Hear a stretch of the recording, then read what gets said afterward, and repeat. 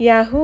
ఇంకా 28 డేస్‌లో అయితే మా వారు వచ్చేస్తున్నారు. నేను చాలా చాలా హ్యాపీగా ఉన్నా. ఎప్పుడెప్పుడు మా వారిని చూడాలని ఉంది నాకైతే. ఇప్పుడైతే మా వారు బెల్జియంలో ఉన్న దినాంత్ టౌన్‌కి అయితే వెళ్లారు. ఈ టౌన్ అయితే చాలా చిన్నది. అసలు ఎంత బ్యూటిఫుల్ గా ఉంది అనంటే అటు ఇటు సిటీ మధ్యలో రివర్ అయితే వెళ్తుంది. సిటీ వెనకాల అయితే ఒక బ్యూటిఫుల్ ఫోర్ట్ అన్నమాట.